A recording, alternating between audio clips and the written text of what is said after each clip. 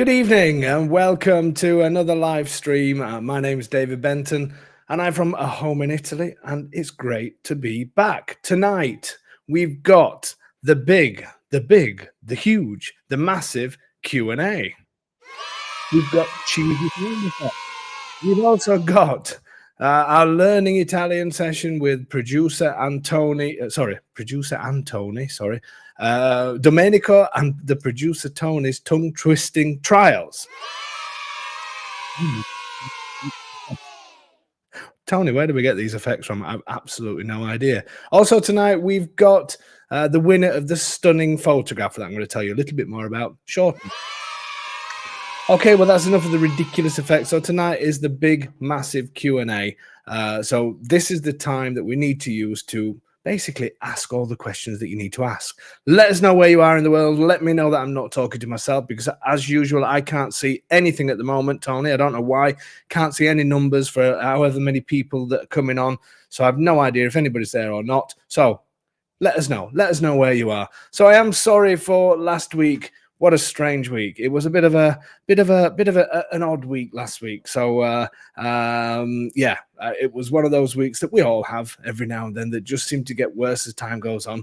And then in the middle of all that, my son was called for his planned surgery and had that. And thank you very much to everybody that did know that and sent me best wishes. That's very, very kind of you all. Everything went fine, but it just added to the extra stress of life, so to speak. But what I will say, if anybody does have any questions tonight about healthcare, not that I'm a healthcare expert at all, but I will say, absolutely fantastic. Again, we have used the health system quite a lot with our kids since we've been here, but I must say the health system is absolutely fantastic. So I just wanted to get that in there. So yeah, sorry about last week. Hopefully we're going to be straight through this month without any hitches, and we can and get these shows back on the road, because I do actually miss them. So I want to show you what's coming up. If I can just take over the screen 1 second, Tone. I just want, what was Jim saying there? So he's sitting in Lanciano, was that? I think, is that what we got, Jim, what does it say on that? Jim Judge, ciao, sitting in Lanciano having a rooftop snack. Glad he is well. Thank you very much, Jim. I really appreciate that. Lanciano is a great place as well. Make sure you go under the piazza in front of the, I don't know if you've been there, where the old Roman roads are, under the piazza in front of the main church there. Absolutely brilliant. So I'd say hopefully all things back to normal now. So so next week, next Tuesday, we are doing Meet the Home by Heat. I said to Tony, it feels like it's been ages since I've done this. I need to get my teeth put back in, as we say. 16th of April, Meet the Home Buyers Revisited. So this is going to be a couple who we spoke to. I think they've been here now just over a year. Share their experience, what life's been like here. That's going to be a great one. A great couple that are going to share a few things with their, I'm going to say with their family, with their four-legged families. Family and things that they get up to out here, and it's going to be a really good one that next week. The great couple. Then on the 23rd of April is My Abruzzo. This is the special edition where we're going to get some people in that's recently been on a tour, and there's going to be one couple in particular that think they found their dream property while they were out here, so they're going to be joining as well. That's going to be on the 23rd, so that's always a good one. Then on the 30th of April, Buying Remotely, which is the in thing to do now. So I want to go through what happens, how it's done, what to watch for, and all that kind of thing. So that's all the ones that's up and coming. I did want to mention also about the tours. We have a tour next week, which I'm really, really, really looking forward to.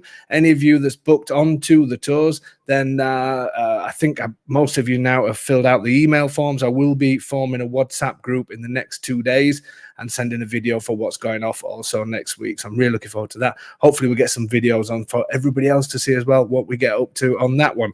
The May tour is full. If there's any cancellations, I will let people know. I think somebody on the April tours mentioned that their friend may want to come. I may be able to give one space on the April tour. I will let you know.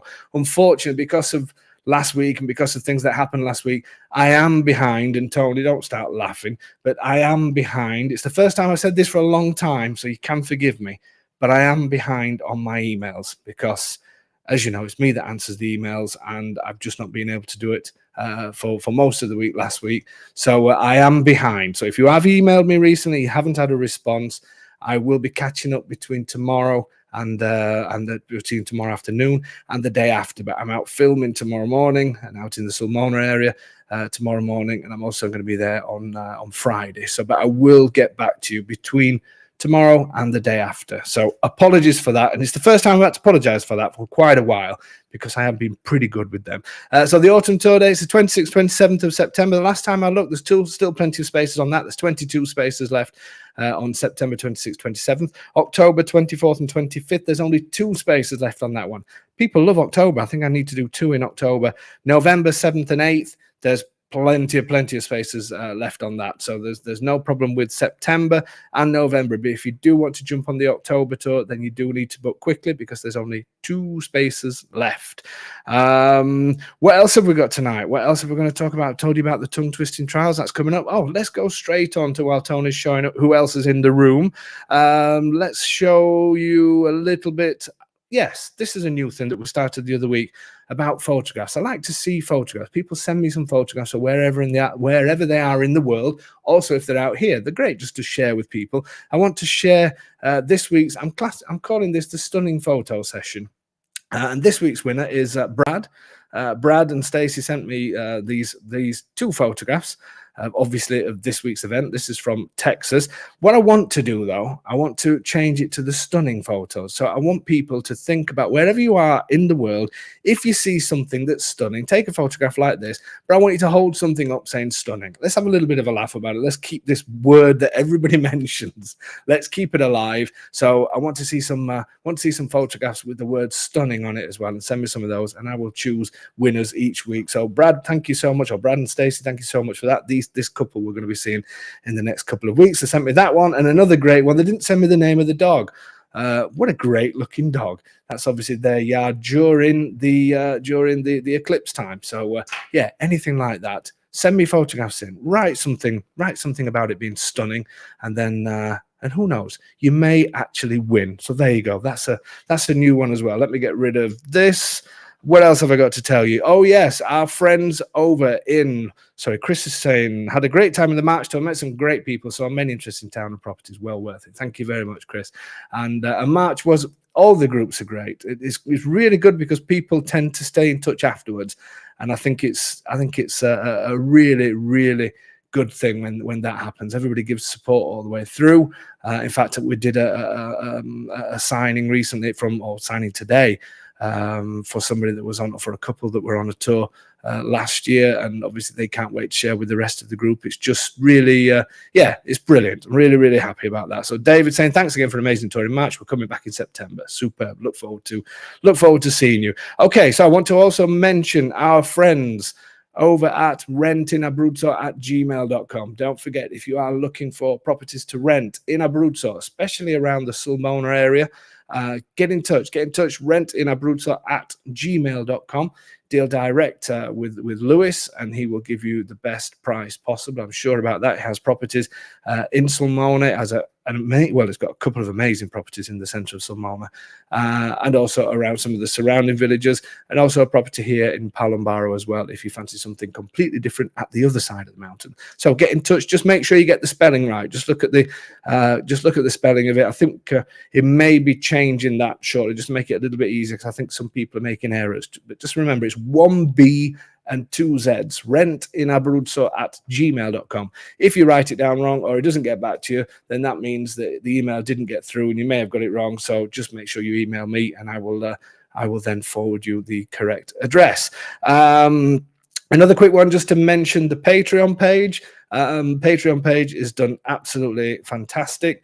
Really happy for people going on there. Obviously, it's not for everybody, because the Patreon page is more for people that's really ready to go now and ready to pull the trigger now. For the rest of you guys, I certainly wouldn't want to sit here plugging away for you to pay X amount to be on Patreon. By the time Patreon and the Italian taxman's had his hand in it, then there's very little left. That's not what it's for. It's for people that are ready to go and that are ready to to pull the trigger straight away. And if that's you, then go onto Patreon and you'll see some of the things that we do offer on there. It's all over our website. You can certainly join in there.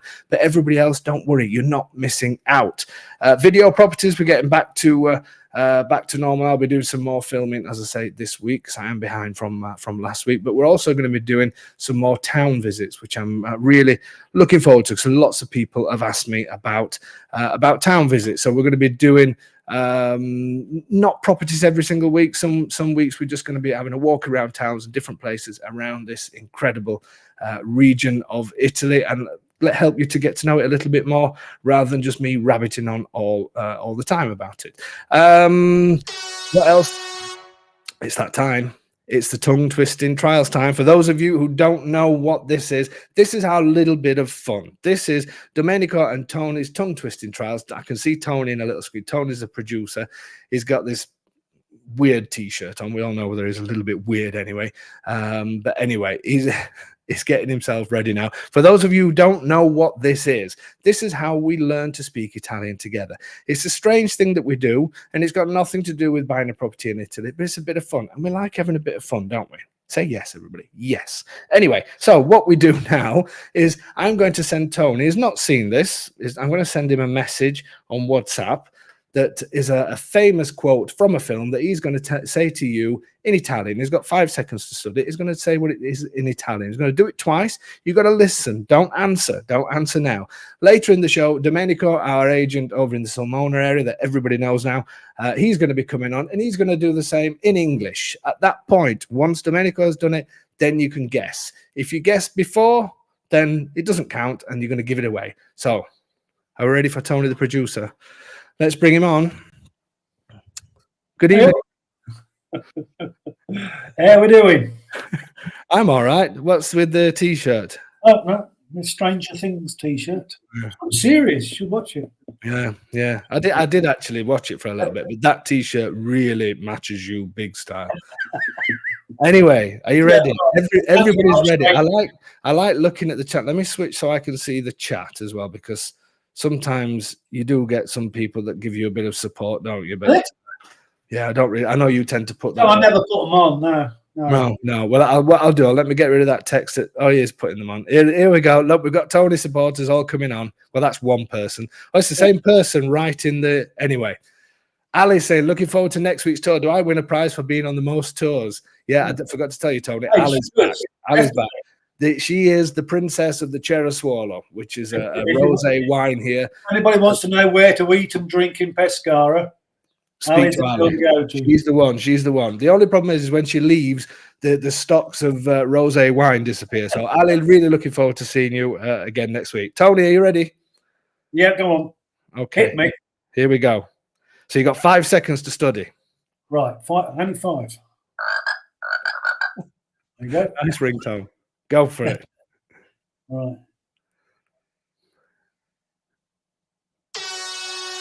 Okay, are you ready? Nobody guesses anybody. You're going to wait for Domenico later. Go for it, Tony. Your best Italian. Okay. Di tutti i ginba in tutti la città del mondo lei entra nel mio. That was pretty good, that was pretty good. I've got a feeling I made it too easy this week. Nobody guessed yet. But I think I might have made. Do you know what it is, Tony? Looking at that. No. This could be. Yes, I do. Yes, you do know what it is now. I'm going to say this could be a long program. Watching Tony think for 10 minutes. Go on, say it one more. Say it one more time. Di tutti i ginba in tutti la città del mondo, lei entra nel mio. Very good, mate. Well done. Very good. So nobody. Ali's saying it's an easy one. She looks like she. Well, you got to wait for Domenico. I think I've been too kind this week. Anyway, next week is going to be a really, really tough one. And he actually said it quite good. So are you learning all these new words? Are you learning Italian? Fantastic. Okay. Question time. Are you ready? Is everybody ready to start? Now I've got, Tony, just to let you know. Why has he put that one up again? Let me get rid of that. Just to let you know, I have got a number of questions that I've been sent through. So I will also go through some of these questions. I do like it when people send me questions. So if you can't join us live on these Q&A sessions, because they're so important, please send me emails, write your questions, and I will do my best to get through some of them. I've got quite a few here. So Tony, what do you want me to start, or are you going to start? Here we go. Troy. Hey, Dave. Any updates on the Canadians buying in Italian small towns? My understanding, Canada is allowing foreign nationals to buy in small towns. Thus, Italy is reciprocating the same rule/law. Great question, Troy, because I am going through a lot to try and find out the answer to this. Now, there is a company that is advertising in Rome, that's solicitors and notaries, that are saying they can do it. However, I've not heard anybody yet that's done it, and there is a particular person that was going to have an interview with them. I think if you're watching, you know who it is. If you could let me know how you went on to see if it was going to happen, because the problem is, and I spoke, my notary is fantastic, and he's doing a lot to try and help me with this. The problem is, yes, there are circumstances where Canadians allowing foreigners to buy in small towns. But the way that they're phrasing the way they do it under the laws that they've got in Canada, to be able to do that in Italy, they have to look at the exact law in Canada and the exact law in Italy. This goes for anything when it's to do with notaries and things like that, to make sure that one law can be interpreted as the same as the other one. And the problem is, there's some, I'm no lawyer, but there's some jargon within that, within the Canadian rules, that doesn't really apply to Italy, because it's to do with certain types of states and certain types of, if you're in a certain zone, and these things we don't have here in Italy. So what you're relying on then is a notary to try and interpret that into Italian law. And at the moment, the Italian law doesn't have these things that the Canadian law does. So what you're left with then is notaries saying, well, no, I'm not gonna risk that. I'm not gonna do that. And some notaries, or one that I've heard of, has said that they are prepared, they will do it under 10, but I've not met anybody yet that's done it. So I'm still trying to get straight answers. So unfortunately, Troy, that's a long way of saying, unfortunately, at the moment, I'm stuck. I've got to be honest with you. I am still trying, and as soon as I get some information, you guys will be the first to know. Tony, I'm going to do a question here as well. So this one's come from Colin. Colin sent a few questions, so I will go through a few of these. Abruzzo versus Puglia versus Molise, etc. What's the difference in the areas? Okay, so good question, this one, because I really like Puglia. I think it's a great place. It's completely different to Abruzzo. So if you were coming to Italy and you wanted to see two completely different areas in the south, and the best areas for me, and I'm only saying for me because obviously people love Calabria, people love all these different places, but I think Abruzzo and Puglia are two fantastic places to see something completely different, because Abruzzo has the mountains and has the sea. Puglia is more about the sea. It's quite flat, most of it. There is a mountainous area, the Gargano, which is beautiful. For me, it's a holiday destination, that, rather than all year round. But obviously, some people do live there all year round. Puglia, I think the towns, obviously, the architecture, everything's different down there. Lots of whitewashed. They're all whitewashed buildings. The towns are great. The countryside, I'm not as keen on. I've got to be honest with you. Has a problem with litter in some areas. I'm giving downsides. It's got so many plus sides. It's unbelievable, because there are some incredible places down there, such as Lecce, such as Alberobello, such as Martina Franca, Loco Rotondo, all these sorts of places. They're fantastic places. What Abruzzo has for me, some of the villages, towns and villages, because it was bombed heavier in World War II, may lack some of the history and some of the compared to Puglia, not in all parts of Abruzzo, because obviously if you go towards Sulmona and those sorts of areas, they're really sort of rich in history, because they were restored very well after the wars. But I think what we have here is the countryside is incredible in Abruzzo. As in stunningly incredible. Also, we have the easy access to mountains, so you've got all year round. You never get bored. You've got something either up in the mountains or something down by the beach. For me, it suited me better. And also, even things like cleanliness, I hate to see. I love Sicily and I love Puglia. They have these problems with litter that I can glance over it when I'm on holiday because I absolutely love those places. But I couldn't live with that. I can't. I need to know that the basic service is there. And I'm certainly not pulling those areas down. Puglia is a really popular area. The property prices are way, way higher than Abruzzo. So, and obviously it's very popular and all the rest. For me personally, I think to see the two areas is fantastic. For me, Abruzzo it's more homely for me. I don't know what it is. There's just something different about it, whether it's because there's less tourists or wherever it is. But for me, it's just more homely. So I hope that answers. I hope that answers that question. Did you hear the motorbike go by? It's so warm in here. It's so warm in Abruzzo, and I've got everything closed. So I've just had to crack a window open a little bit. Okay, Tom, do you want to send another one, or do you want me to go? I wish you could see his face on there, because there's a little screen where I can see Tony, and you can see he's trying to look at the questions, and he's got this sort of strange look on his face.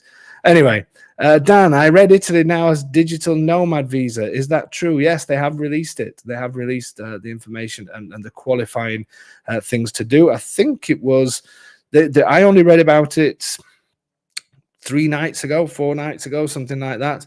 And read that they have released. So if you do a bit of a search now, I know some of the lawyers, some of the online lawyers are writing about it and telling you how you can go about applying for the visa.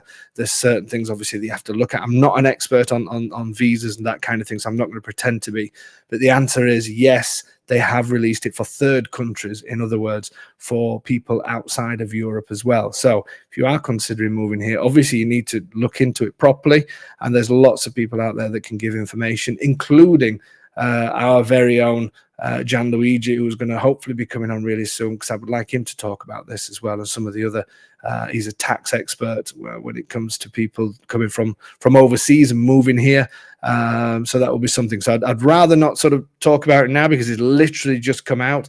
But in answer to your question, Dan, yes, the digital nomad visa is out there. So a quick search, you should get some information.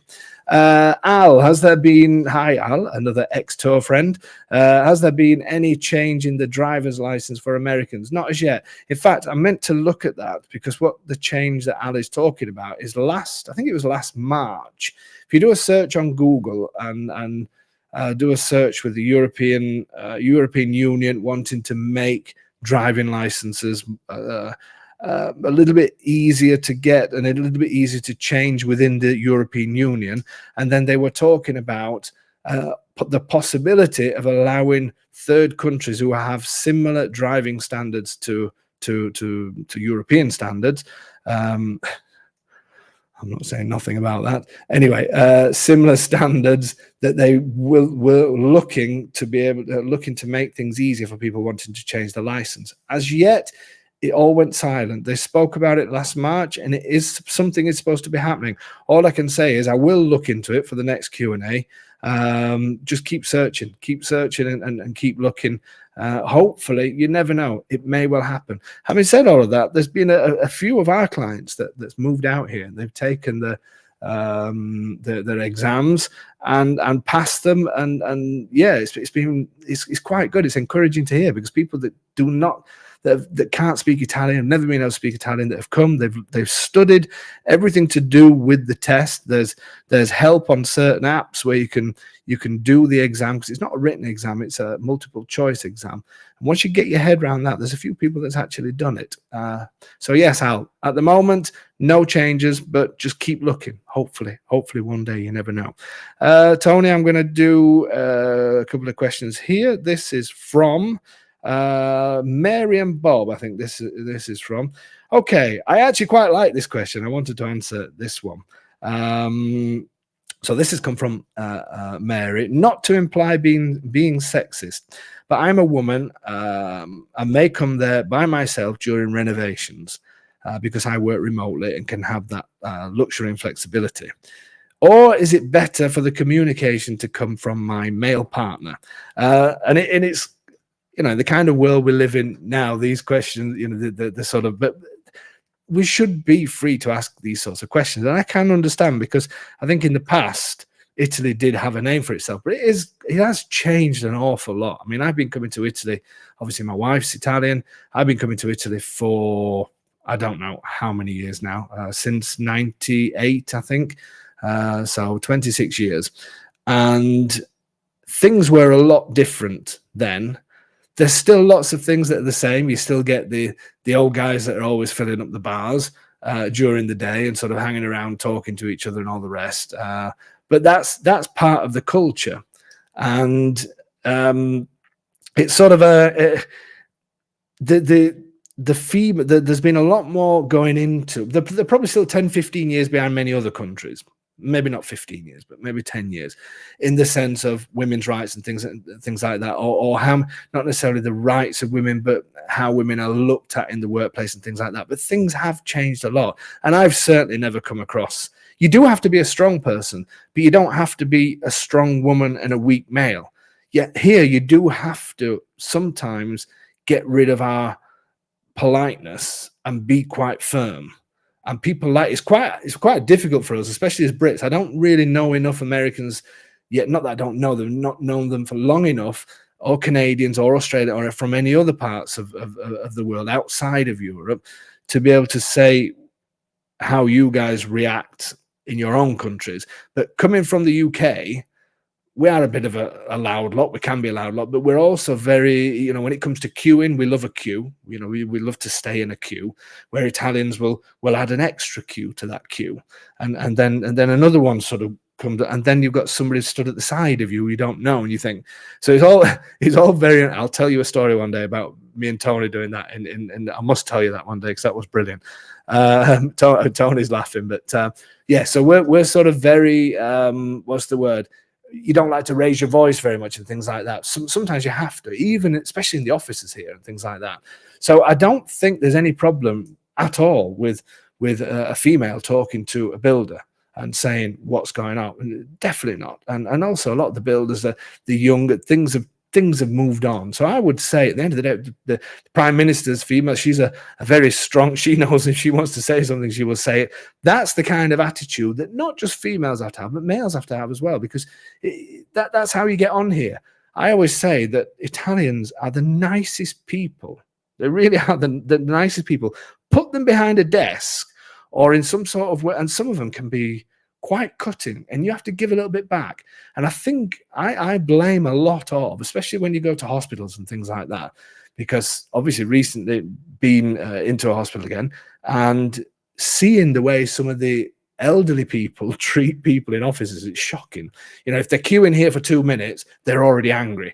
So these people behind desks and the workforce are used to getting so much hassle, because Italians will be so nice to you, but then put them in a certain situation and they can be very cutting and everything else. So I would say don't worry about things like that. Definitely not. If you're coming over as a single female traveler, as a single male traveler, as two males, as two females, whatever it is, Italy's changed a lot for things like that. So I think it still does have that kind of name. And maybe in some of the smaller villages where there's 200 people living there and there's nobody under 70, you're still going to get a little bit of that. But I think you would get that anywhere in the world anyway. So yeah, in answer to your question, I wouldn't worry about that. I think you'll do just as good a job ordering the builders around as anybody else. What counts here is somebody that knows what they want, somebody that knows what they want to do and how to get there. If you've been unreasonable, people will tell you. If not, then I wouldn't worry about that at all. Do you want to put one on, Tony? You tell me if you're... Give me a wave. So we've got David. Is the €2,000 a year to enter healthcare applicable for EU citizens moving there for their pension on permanent residency? Okay, so the healthcare has always been. It's never been free. If you're coming as an EU citizen, now I have to go back now to when we were in the EU. Tony, you might need to nod your head but you still had to pay a percentage of your income, didn't you? Yeah, so he's nodding his head.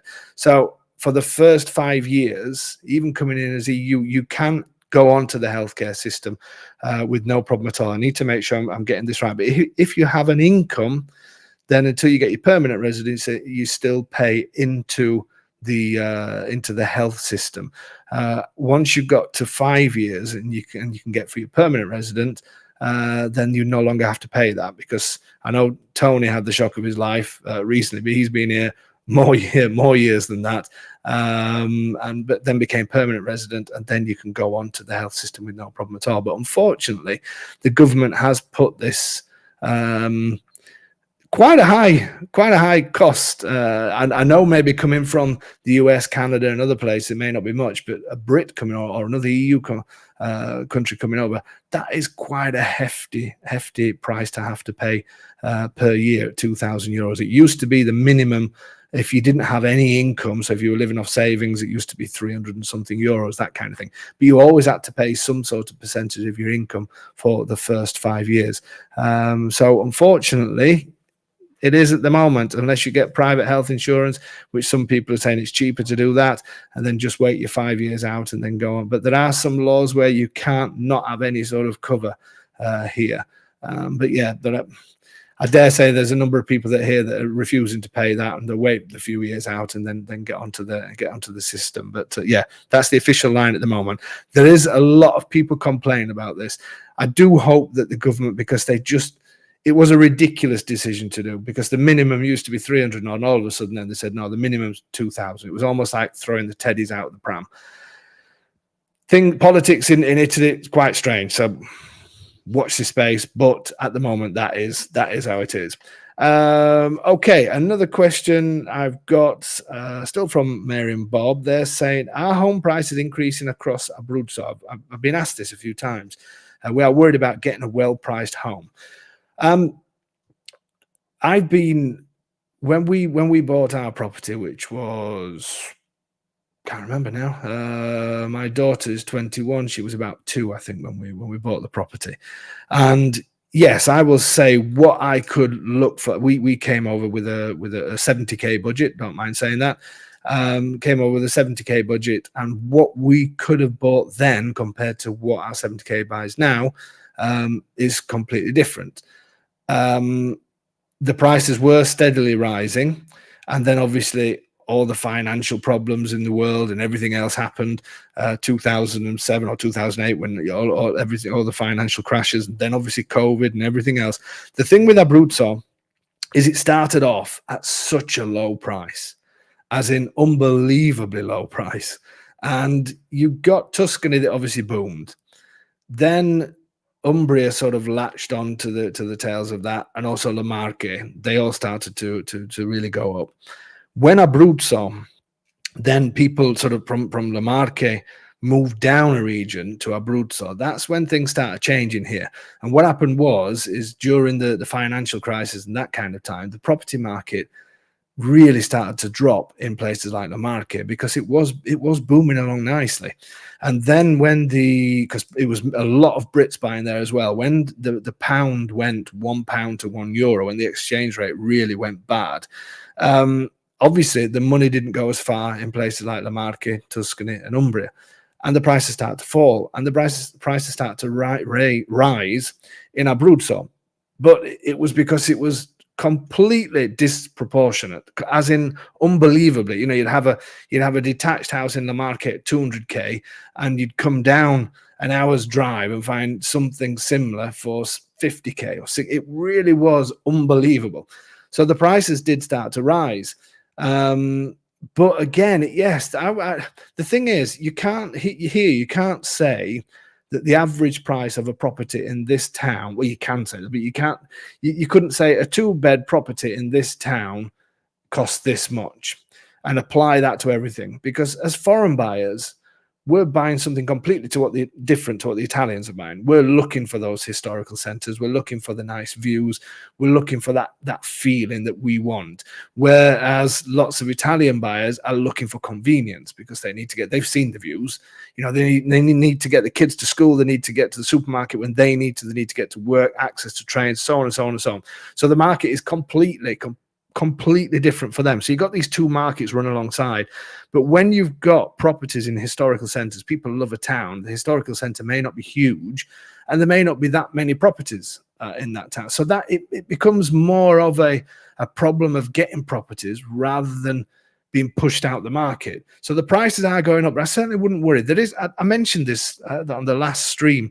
There is this huge excitement at the moment about Abruzzo, which I'm really happy about. And obviously, I think we've helped create some of that as well through you guys watching our videos and things like that. I know there's another couple of channels that's popped up, and people, the amount of remote sales and everything else, and there is this sort of real vibe around, and people do worry about exactly what Mary and Bob have been worried about. But there is no rush, and there will always be properties. It's just sometimes when you get that, I always say, if you imagine the Italian countryside and you imagine a rolling hill, and then on the top is this farmhouse that just looks over everybody. You could get a better farmhouse in the valley, but that farmhouse just sits above everybody.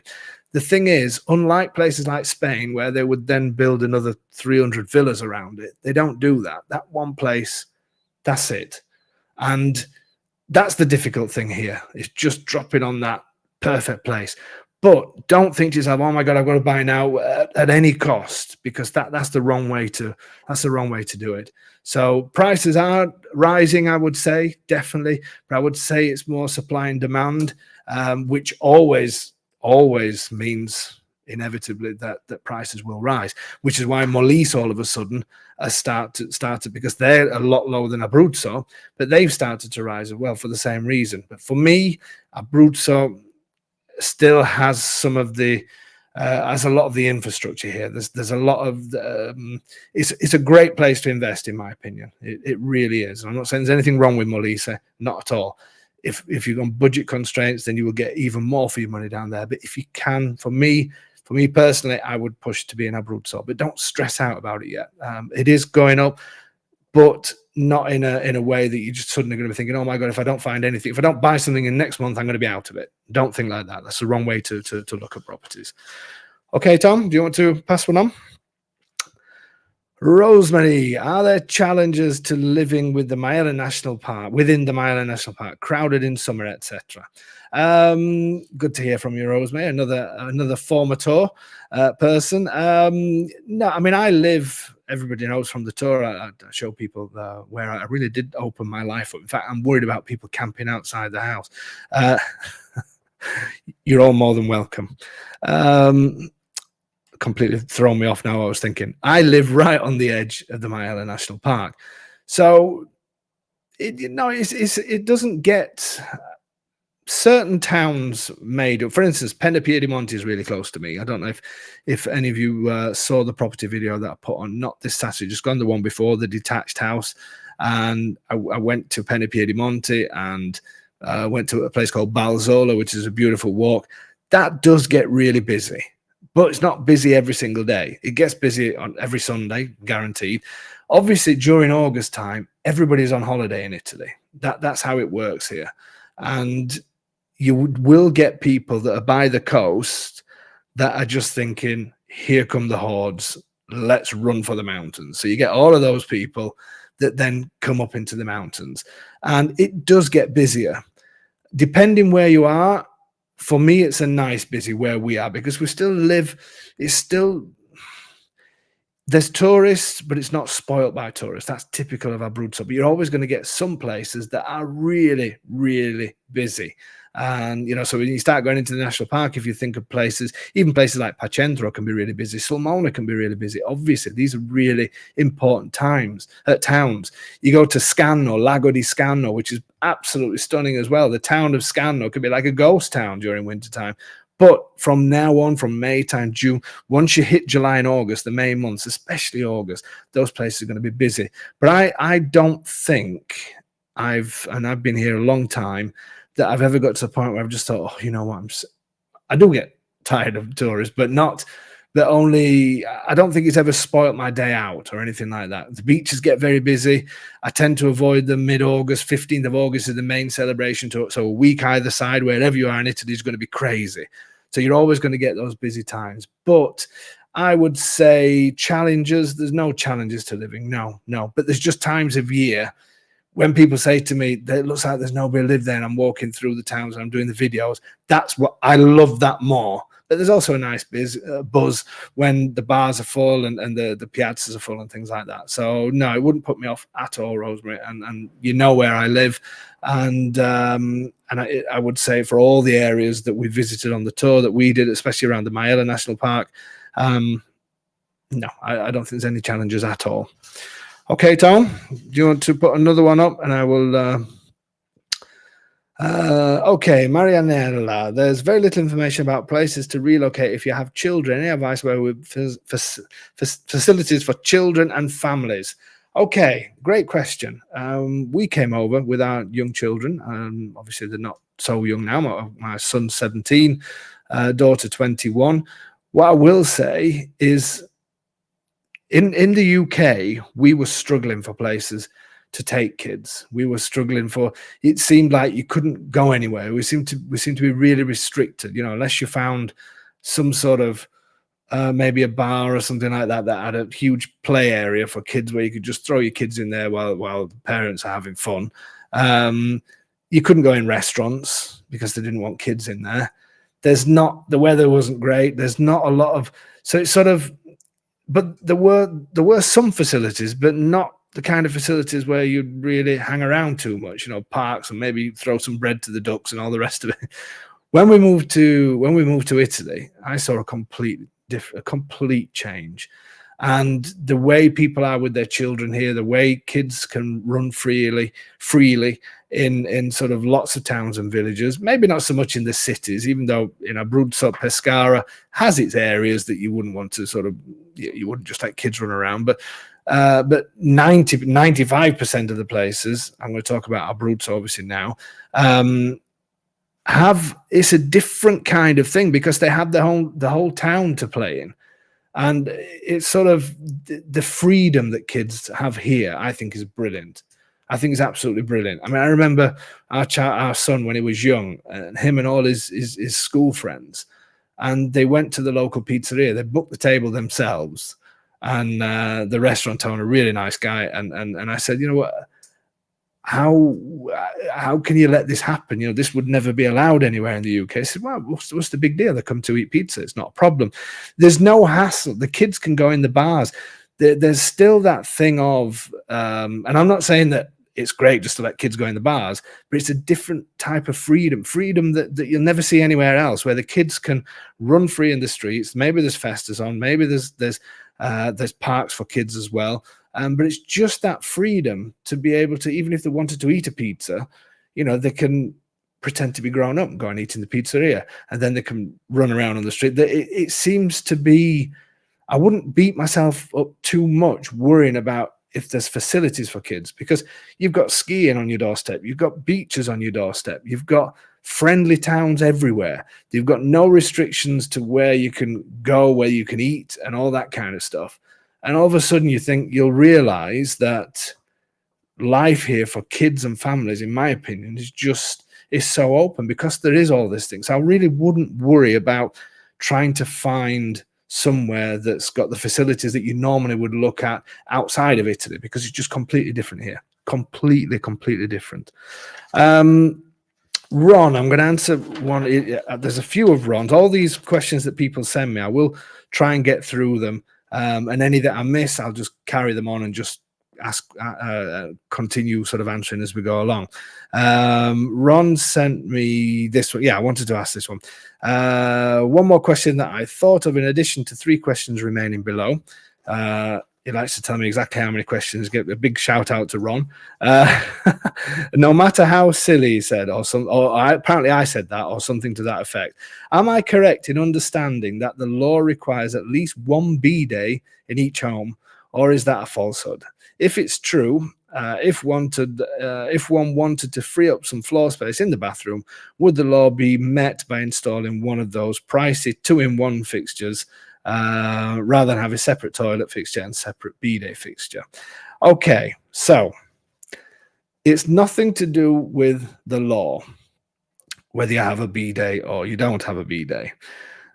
However, there is an unwritten law, and I didn't realize until maybe, because coming from the UK, we don't have bidets. I don't know about anywhere else in the world.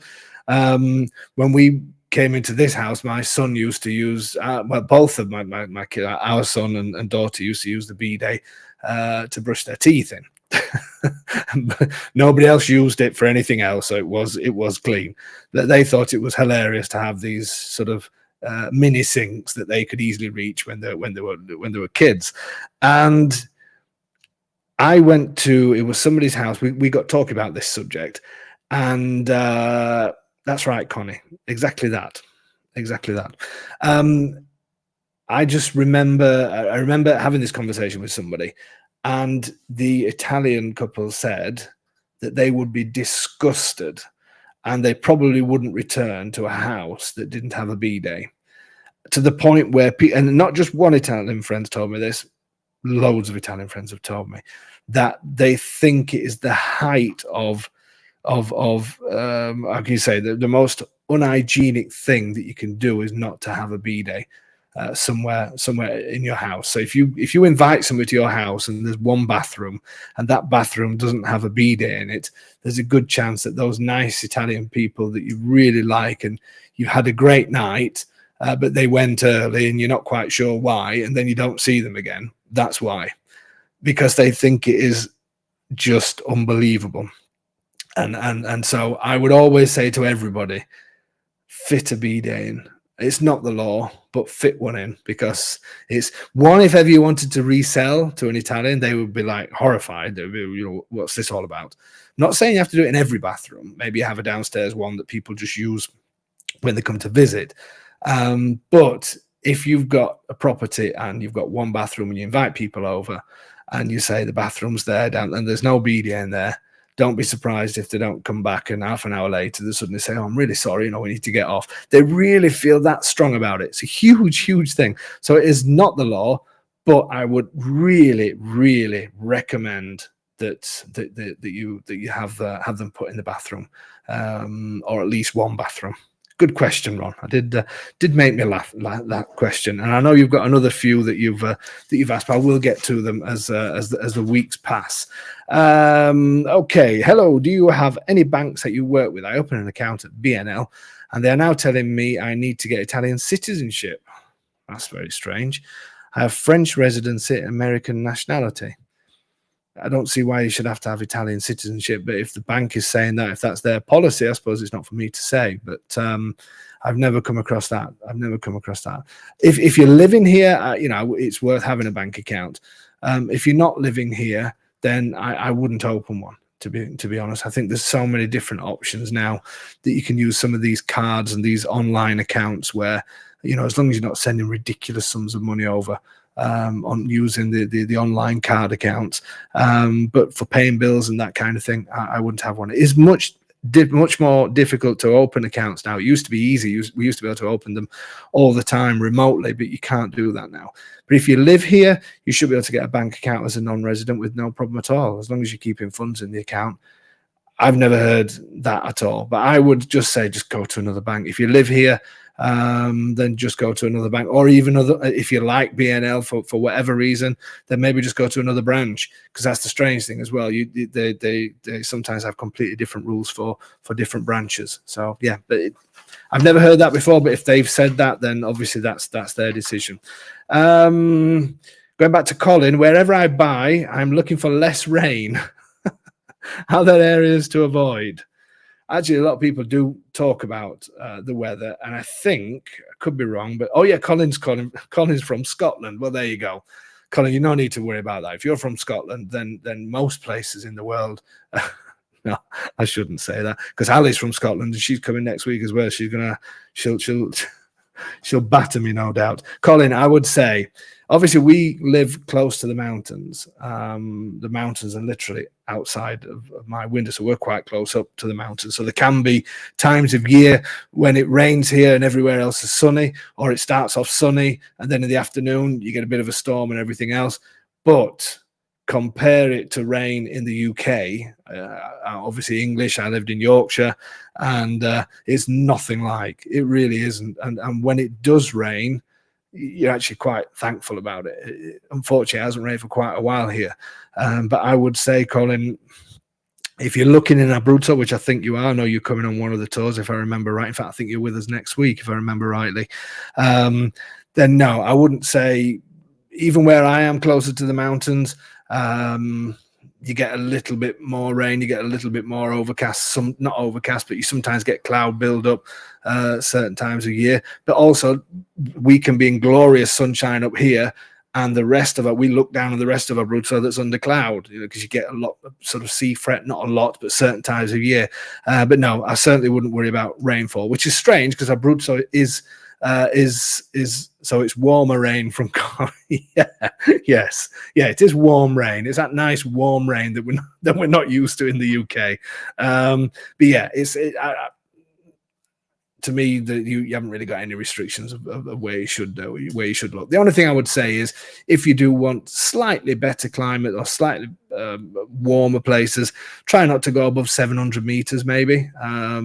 Even though it can be beautiful going up to 800, 900 meters, 1,000 meters. We're at 500 and something meters. For me, this is perfect. Down by the coast is very hot. I get very hot and bothered. My wife loves laying on the beach. I'm not a lover of it, but yeah, I would say up to 600 meters if you want sort of slightly warmer winters and that kind of thing. Tone, have you got any more? I'm looking at my phone because I'm expecting Domenico coming on soon, and he's not on yet. He's not sent me a message, so he must be coming on. Let's have a quick look. Hello, David. Please tell me how it is with property security when you are away for several weeks. Greetings from wet Amsterdam. This is nobody can say there's no crime here. Touch wood, we've never had any problems. People very rarely have alarms on the properties. A lot of the old towns, they still leave the keys on the outside of the doors for family members to come in and friends to come in. Obviously, you hear occasionally of problems. Thankfully, very few and far between, especially in the smaller towns and villages. I can't say that it doesn't happen, but it's certainly nothing like where I come from in the UK. What I would suggest is anybody that has a property is get the internet connected, because internet is fairly cheap here per month. You pay anything from 20 euros to 27 euros per month.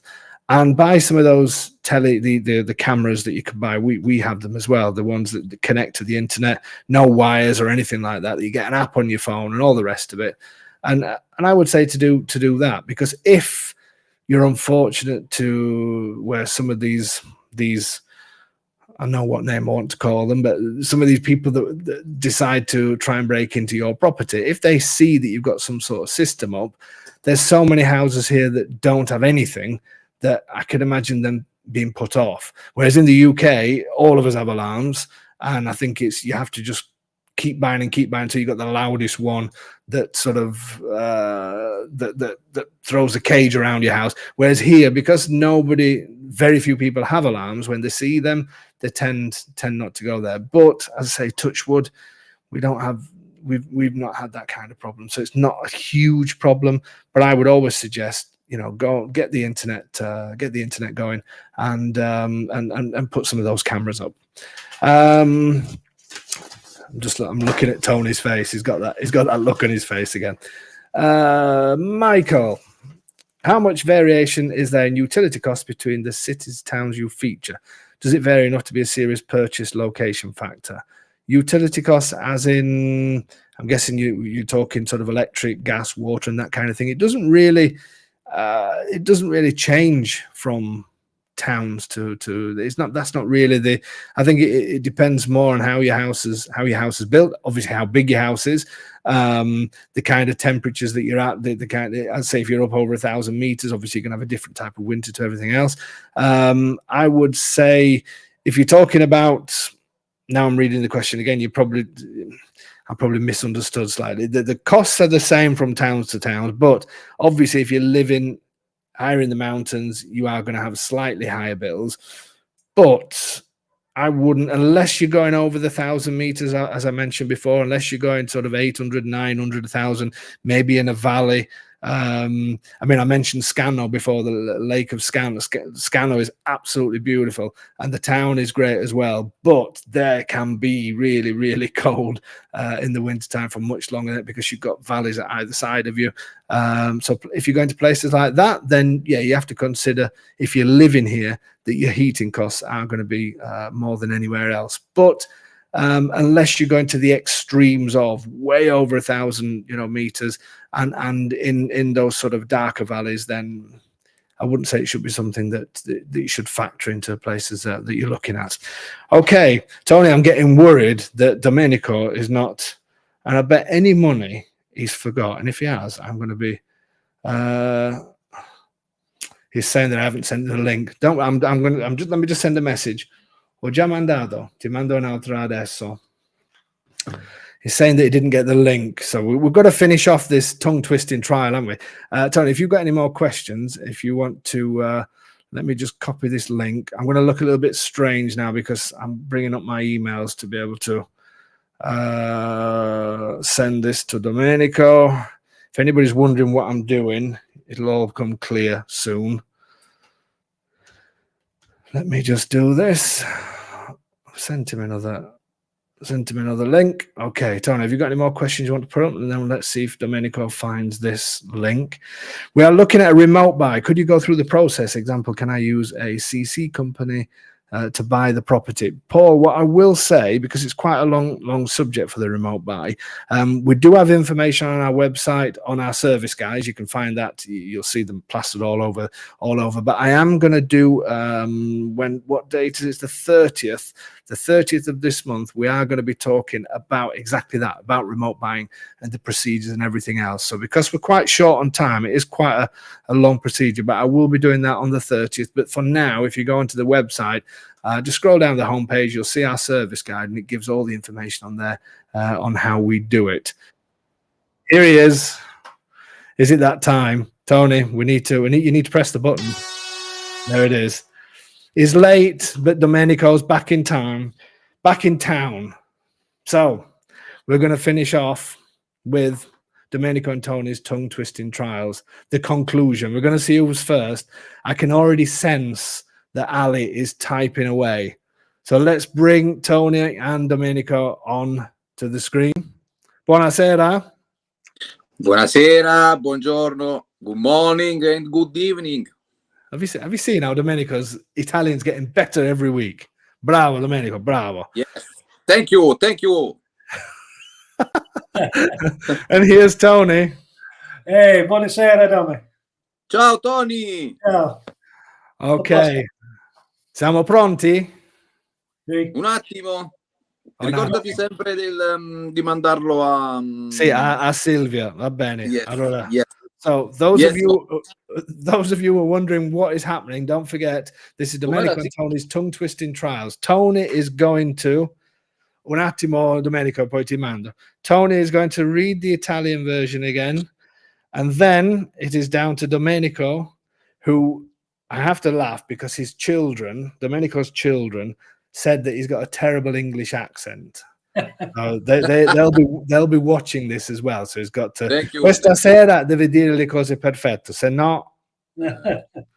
Ok, so let's do. Facciamo Tony prima e poi tu. So Tony, you go for it first. Right. Di tutti i gin bar in tutte le città del mondo, lei entra nel mio. Okay, nobody guess yet. Domenico, hai capito quello che... No. So Domenico didn't understand Tony. So now we're going to go the other way around. So I'm going to send this to Domenico's wife because he needs his telephone. Allora, tu hai 5 secondi per studiare. Aspetta, lo so che è un po' lungo. Questo it is a little bit long. Però è facile questo. This is easy, this one for him. So get ready, everybody. Get ready to write. So as soon as Domenico has said this, I want you to guess the name of the film. Sei pronto? O pronto? Come si dice? Pronto o pronti? Sei pronto? Pronto. Sei pronto. Ok. Go. Go. Hopeful the gin joints in holte towns in all the world. She walks in the mine, into mine. Excellent. Eh, Let's see. Perfect. Let's see who's first. Let's see. Say, dire un'altra volta. Nobody's got it yet. Un'altra volta. Mi odi. Oh. Of all the gin joints in all the towns in all the world. She walks in the into mine. Ottimo. Allora abbiamo tanti persone. We've got lots of people. Brian is. Tony keeps knocking it off. We've got to give Brian he's the first one. I think he is. Let me double check. Laura. So where was Ali? Ali was second, and she knew what it was earlier. Brian's this week's winner. Casablanca. Laura. Huh? Laura? Wait, no, Laura's after. Above Brian. No, we've got Brian, then Ali, and then Laura. Not in No, mine. you're seeing it because I put Brian's name up. That's why it's showing at the bottom now. Trust me. We've got lots of other people that's got it right as well. Terry, Troy, Dan, SG. Sorry, I didn't get the surname. And Luz is saying what? Debbie, Casablanca. But the winner this evening is Brian. Well done, Brian. Bravo, Tony. Well, not so much Tony. Hey. Bravo, Domenico. Thank you. Ci vediamo presto. Ciao. Buona serata. Tomorrow. Buonasera. Ciao, Tony. Ciao, Dom. Okay, Tone. You always do that to me anyway, don't you? Every time I put the window on, you keep knocking them off. Can you see now that Brian came first? No, Laura is still in front. Well, that's your screen then. Because Ali was before Laura. We're going to have this argument, aren't we? We're going to have this argument all night. People are waiting to go home. Anyway, folks, that's it. That was Domenico and Tony's tongue-twisting trials. You got it again, which is unbelievable. Next week is going to be much, much harder. I think I'm making these a little bit too easy. Anyway, hope you enjoyed this session. Thank you so much, as usual, for joining in. They are important, these Q&A sessions. We do want to keep these going, and we will keep them going all the time. At least do them once a month. If you do miss the live streams, then feel free to send me questions by email, and I will try and read them out. For the people that did send me emails, I will get through your questions. Obviously, there's quite a lot to do, but I will get through them slowly as the weeks go on. So again, apologies for last week, but we are back to normal from now. And remember, next week is Meet the Home Buyers Revisited. That's going to be a great one, a great couple, and they're going to tell you what life has been like living in a farmhouse in Abruzzo, a detached house. But yes, it is a farmhouse in Abruzzo, and what it's been like for the last year. Nearly a year and a half now, so that's going to be really good to watch that, and quite useful for some of you. I'm sure about that. Okay, guys, thank you so much for your support as usual, and we will see you again next week. Have a fantastic week. See you soon.